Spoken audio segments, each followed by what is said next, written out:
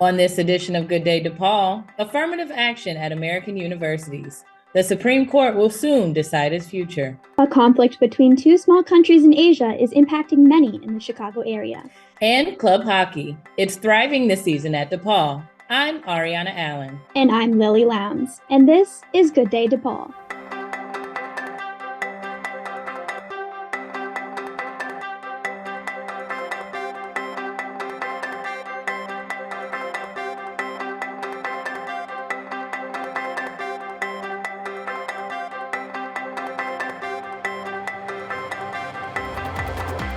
Affirmative action. It's opened the door for many minority students to attend U.S. universities.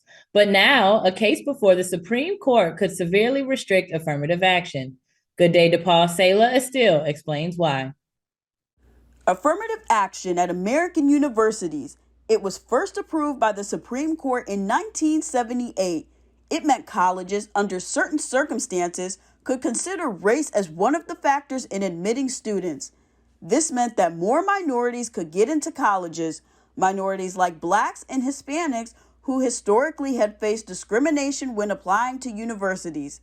Now, affirmative action programs could potentially be stripped away in the future. That's because the Supreme Court is considering two cases that claim affirmative action programs discriminate against white and Asian students. DePaul professor and senior journalist in residence Chris Bury breaks down what this could mean for schools across the nation. So it means that thousands of universities would have to end affirmative action programs in their admission processes this year or next year. I think it will dramatically affect the diversity, because at the heart of the Supreme Court decisions before this, the Supreme Court has held that universities may use race as one of many factors in deciding admissions. Not that they should be able to discriminate on behalf of one race or ethnicity in favor of another, but that it should be considered. And that's what the Supreme Court has held going back since the 70s. So if all of a sudden this is overturned, it's just going to have a dramatic, and I think a terrifically negative effect on diversity in colleges and universities. DePaul Jr. Jennifer DeZille is against the potential overturning and believes affirmative action brings diversity and inclusion to schools, which she feels is crucial to the college experience for students. She also says colleges have a history of giving preferences to certain students. For one, there are other methods of admission, such as legacy admissions, students that have parents that are donors. And I feel like affirmative action is a method of admissions that's the most wholesome and serves a greater purpose. Students come from various different backgrounds, and unfortunately, some students have lacked being around a certain demographic. And I think it's very important that colleges have a diverse space for these students to better understand one another and to learn one another through experiences. And after higher education, these students will be entering the workplace. And when they're at the workplace, they don't know who they'll encounter, who they'll have to work with and, get along with. So I think it's very important that students have their own idea of everybody and not just maybe like what they've heard in the media or like their different biases and stereotypes. I think it's very important to have that inclusivity so students can unlearn stereotypes and better understand one another. But many conservatives like Edward Bloom say affirmative action is unfair. Classifying students by race and ethnicity, treating them differently because of their race and ethnicity, it's unfair. DePaul University, along with 56 other Catholic schools, signed a 44-page brief in support of affirmative action. DePaul President Robert Manuel said, quote, DePaul has an enduring commitment to educating diverse and underserved populations. Affirmative action is an important tool in fulfilling our mission and providing access to a high-quality education in a way that is equitable and just. The fate of college admissions for many students of color could be tested later this year, with the Supreme Court potentially ending or modifying affirmative action. Reporting for Good Day DePaul, I'm Sayla Estelle. Armenia and Azerbaijan. They're two small countries in Asia, and they're involved in a dispute that's concerning many in the Chicago area. Good Day DePaul's Tavit Papazian has the details.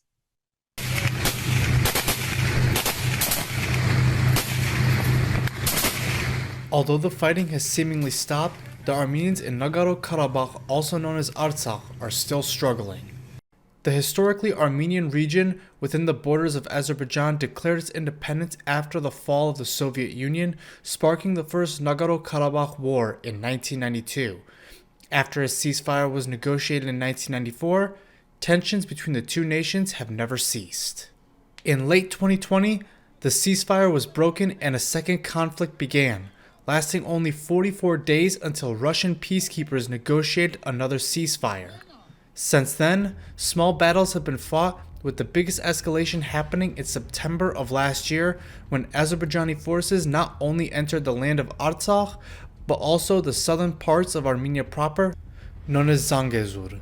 Since then, Azerbaijani forces have cut off Artsakh by blockading the corridor used by both Armenia and Azerbaijan, limiting the Armenians' food, power, and supplies, and trapping people inside the country. People like Garin Bedyan, an American born in the northwest suburbs of Chicago, who moved to Armenia a few years ago and got trapped by the escalating conflict. Corridor is the Berzor corridor, which the Azeris refer to as the Lachin corridor. And so that corridor is currently shared by Azeris and Armenians.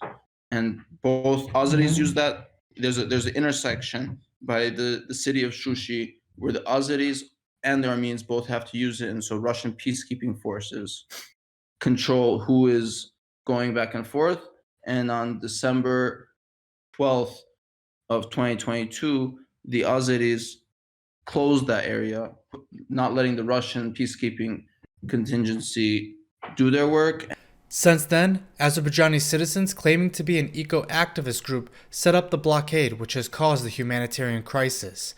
Many international political organizations have condemned these actions, claiming they're a violation of the ceasefire agreement signed in 2020, which guaranteed the continued security along the Bedzor corridor. What's been even more worrisome is that from time to time, Azerbaijani authorities also are cutting the gas line to Artsakh. This gas comes from Armenia. A small section of it passes through a territory right now controlled by Azerbaijani forces, including the internet connection. So not only they periodically cutting off the gas, but also they cutting the supply of electricity, which is also coming from Armenia and passes through that same small section of the territory under their control. So the grocery stores are pretty much bare. There was humanitarian aid brought in, rice, macaroni, flour, different essential ingredients, and the government handed out coupons. They were basically vouchers, so you can't go and buy rice or cooking oil at the store without a voucher. While the situation has stabilized, many citizens are willing to stay by and fight should the fighting re-escalate. Many organizations such as ReArmenia.com and the Artsakh support body are trying to send support and aid into Artsakh. For Good Day DePaul, I'm Tavit Papazian. Next on Good Day DePaul Sports, the DePaul club hockey team is hoping for a big postseason run. That story when we return. There are a ton of social networking websites, but one stands apart for a very special reason. This one saves lives. It's MatchingDonors.com. MatchingDonors.com links living organ donors with people in need of kidney and other transplants. In the United States, 22 people die each day waiting for an organ transplant, most of them for kidneys. If you've ever considered becoming a living organ donor, or if you are someone in need of an organ transplant, visit MatchingDonors.com, home of the greatest gift of all, the gift of life. MatchingDonors.com. In sports, the DePaul men's basketball team has now lost 5 in a row. They're 3-10 in Big East play. The DePaul women's basketball team broke a 4-game losing streak with a 93-48 win over Xavier. The Blue Demons are now 5-7 in Big East play. It's been a great season so far for the DePaul Club hockey team. Good Day DePaul's Caleb Nixon has our report. The DePaul Club hockey team isn't like other club sports. It's competitive, it's challenging, and there's no guarantee you even make the active roster. I would say this is a really competitive team, so I would say it's hard to make. And we do have like an active roster, guys who play in games, and then half a practice squad, guys who don't travel or don't play any games, just practice. Outside of the tryouts, the team also has to raise most of its funding on their own. That is no easy task, as Passion described. Every year the club sports fund gives us X amount of dollars. It's definitely not enough to run a hockey program. Hockey's a very expensive sport, so yeah, I mean, they don't really give us too much leeway, so most of the money depends on us, and whether it's fundraising it or paying it out of our own pockets. Although the team has been successful in recent years, this year's team could be the best yet. They currently have a record of 19-6 and are climbing the national rankings. They rank us every month, so we go from 12 to 9th to now we're 6th. And top 12 go to regional, get an auto bid to regionals, so that's awesome. Now we have to win 2 games to kind of keep at least 2 games to kind of keep our spot there. But it's awesome being ranked so high for the first time in since 10, 12 years. So I think we have a special group this year. As Manarino mentions, the team still has work to do to get to regionals, but their attention is focused more so on conference and how to improve upon last year's disappointment. I'm looking forward to conference. We got kicked out by Marquette last year in the first round, so it'll definitely be cool going back there. As the club hockey team nears the end of their regular season, their sights are now set on tournament play. The team will compete in the NCHL Conference Tournament on the weekend of February 10th. Their goal is to play well enough to advance to the regional tournament for a chance to redeem last season's ending. For Good Day DePaul, I'm Caleb Nixon. In men's tennis, DePaul has won 4 in a row, beating Princeton, Davidson, Dayton, and Purdue. The Blue Demons are now 5-2 on the season. Meanwhile, the women's tennis team has lost 4 straight and are 1-4 so far this season. In track and field, DePaul competed at the Mayo Invitational at Notre Dame. Tommy Elwood took first place in the 3,000-meter steeplechase, and Darius Brown took first in the 60-meter hurdles. Coming up on Good Day DePaul, Commencement. It's just a few months away. That story when we return. Today, the heroes that fight day in and day out on the front lines.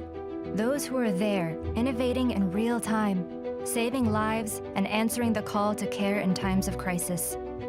American nurses.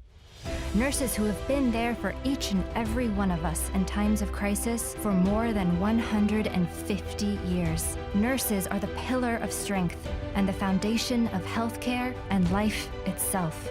Nurses are there the day we are born. They are there when your family is in crisis, and they are there in the end. In confronting the most catastrophic health crisis in modern history, we must remember our American nurse heroes need our support as much as we need them. To show our gratitude for their courage and ensure they receive the critical education and support services they need, donate to the Coronavirus Response Fund for Nurses today, in honor of your American nurse hero. It's hard to believe, but commencement is just a few months away. Law school students can reserve their tickets and purchase regalia on April 12th, and all other graduates can reserve tickets and buy their regalia on April 26th. That's all for this week's edition of Good Day DePaul. You can keep up with us by visiting our Vimeo channel at Good Day DePaul or by going to goodday.depaul.edu. And make sure to check us out on Facebook. And if you have any news tips, message us through the Good Day DePaul social media channels. Thanks for watching. I'm Lily Lowndes. And I'm Ariana Allen. Have a good day, DePaul.